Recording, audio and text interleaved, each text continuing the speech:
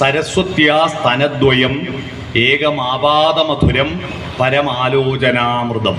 സംഗീതം ആപാദമധുരമാണ്, സാഹിത്യം ആലോചനാമൃതമാണ്. ഒന്ന് സാഹിത്യത്തിൻ്റെ MT വാസുദേവൻ നായർ, രണ്ടാമത്തത് സംഗീതത്തിൻ്റെ P ജയചന്ദ്രൻ. ഈ നഷ്ടം സ്വാഭാവികമായും ജയചന്ദ്രൻ വളരെ ചെറുപ്പത്തിൽ മരിച്ചുപോയത് കൊണ്ട് സങ്കടപ്പെടേണ്ട ഒരാളല്ല. ഏതൊരു മരണവും നമ്മളെ ദുഃഖിപ്പിക്കുന്നു എന്നതുപോലെ അദ്ദേഹത്തിൻ്റെ മരണവും നമ്മളെ ദുഃഖിപ്പിക്കുന്നു. പക്ഷേ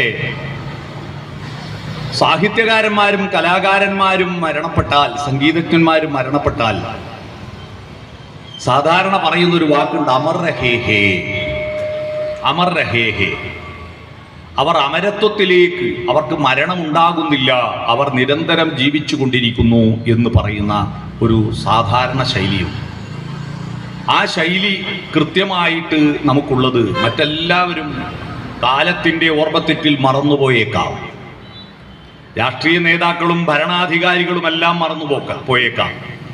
പക്ഷെ ആർദ്രതയും ഹൃദയവും ഉള്ളിടത്തോളം കാലം കലയും സാഹിത്യവും നിലനിൽക്കുക തന്നെ ചെയ്യും.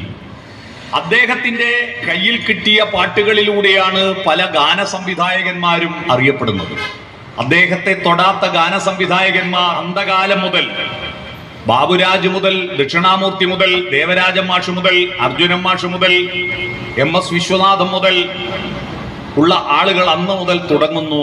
ഇന്ന് ഏറ്റവും ഒടുവിൽ പുതിയ കാലഘട്ടത്തിലെ സിനിമകളിലുള്ള പാട്ടുകളിൽ പോലും അദ്ദേഹത്തിനെ അവതരിപ്പിക്കാൻ അന്നത്തെ നമ്മുടെ സംവിധായകന്മാർക്കും സിനിമാ നിർമ്മാതാക്കൾക്കും കഴിഞ്ഞു.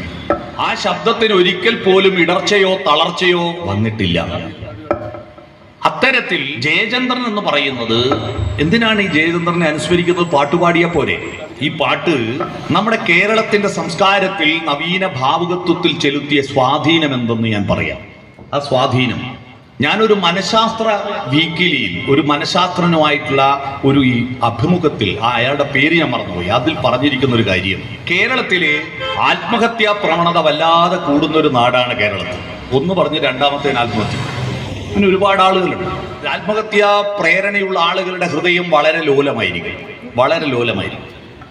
അവർക്കൊരു പാട്ട് കേട്ടാൽ തന്നെ ആ ആത്മഹത്യയിൽ നിന്ന് അവർ പിന്തിരിയും. അങ്ങനെ വെച്ച് നോക്കുമ്പോൾ കേരളത്തിലെ ആത്മഹത്യാ നിരക്കിൽ 1000 ആളുകളുടെയെങ്കിലും ആത്മഹത്യയെ തടഞ്ഞ ഒരാളുണ്ട്. ഇന്ന് രാവിലെ ഉണരുമ്പോൾ അവരുടെ മനസ്സിനൊരു പ്ലസന്റ് മൈൻഡ് ഉണ്ടാക്കാൻ ജയചന്ദ്രൻ പണിതീരാത്ത വീട് എന്ന സിനിമയ്ക്ക് വേണ്ടിയിട്ട് പാടിയ ഒറ്റൊരു പാട്ട് മതി.